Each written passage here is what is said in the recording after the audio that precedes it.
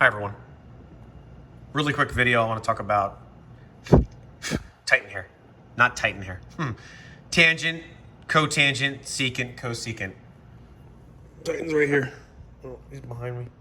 Hey, buddy. Look at him. Look at that monster. Okay.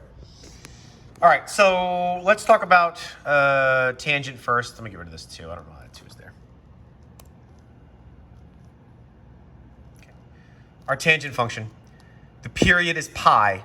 Tangent and cotangent have a period of pi only, right? So here's what we need to do. I'm going to ask you domain, obviously, of this because range would be silly, right? The range is all real numbers.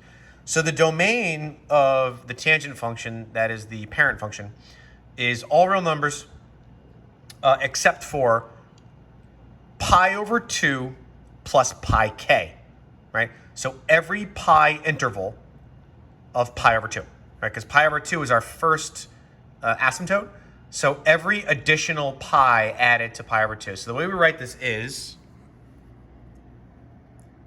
the domain is all reals except for pi over 2 plus pi k, right? Or x cannot equal pi over 2 plus pi k. Either one is fine.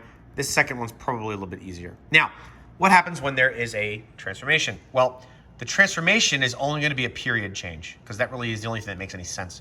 So let's say I put a 2 there.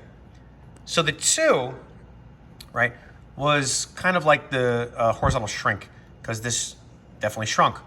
Now, that's the b value that I added into that, right? Instead of 1, now it's 2. So what I want to do is I first want to find the period and then divide that by 2, and that's the new interval of where x cannot be. So here's what I'm talking about. Normally, tangent is pi. That's the period. But now, I'm going to do pi over b. Well, b is 2. So now the period is pi over 2. And we can see that, right? Because at 0, it's going to go up this way. And then it's going to be like, oh, now I'm done because that's the period, right? It's just this in-between part here. So if the period is pi over 2, I'm going to divide that by 2. Or multiply by 1/2, which is pi over 4. That is going to be the new interval of our x values that it can't be. So for this particular function, the domain is all real numbers except for intervals of pi over 4 plus pi over 2k, right? Because that also has to change. It's not pi anymore, right? So this is pi over 4 here, 1 pi over 4, 2 pi over 4, 3 pi over 4. Well, pi over 4 to 3 pi over 4 is not a distance of pi, right? That's just a distance of pi over 2. So the way we're going to write that is this. If we had 2 tan x, we would say that x could not be equal to, oops, sorry, I'm trying to look at through the phone, pi over 4 plus, instead of pi k, pi over 2k. That would be the domain no, right? So it would be all real numbers except for this, or just x cannot be this, right? So whenever we change the period, we also have to change, I guess you could kind of say the period of this other part, right? So that's how we do tangent, okay? Let's talk about secant now, because secant and cosecant are going to be hand in hand. This is actually a little easier. So when I ask you a secant problem on the quiz, I'm going to obviously talk about range, because there's a huge gap here, right? There's a huge gap here, right? So the range values on this particular function, the parent function, is where we have our union nonsense going on, right? So let's take a look at that. Secant of x, the range is -infinity to -1, union 1 to positive infinity. There's a gap from -1 to 1, and that makes sense, right? Because secant is the inverse of cosine, and cosine is only between -1 and 1. So secant, remember, is above and below the amplitudes. So here's what we're going to do.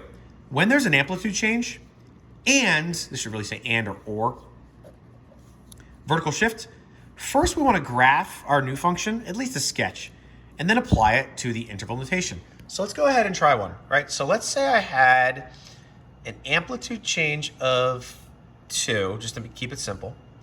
What would this be? Well, I know that if there's an amplitude change of 2, that means my solid horizontal lines will be at -2 and +2.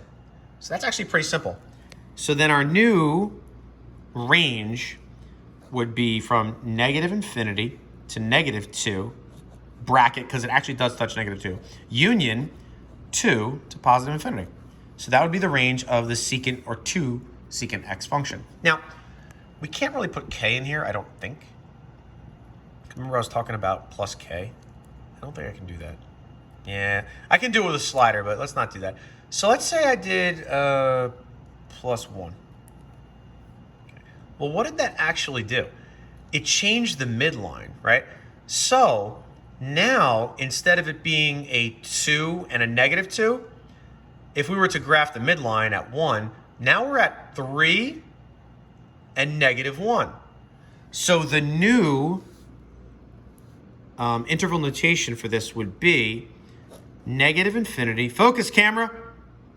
I'm literally going to get an iPhone 14 tomorrow. 5 o'clock in the morning. Because I'll be at school anyway. -infinity to -1 bracket union, right? 3 to +infinity. Don't start barking, brother. Okay? That would be our new value. Now, what we can say is here, let's say we did a plus k here. Well, k would just be the vertical shift factor that we could imply into the rest of our function. But tomorrow when you see k, because you're going to see k in either tangent or secant, just graph it and think that k is 1. That will help you solve this whole thing. So whenever you use your 1 value, you can just substitute back a k. All right, so hopefully that makes sense. Have a great afternoon / evening / night. Titan says bye. That's my hand. Bye.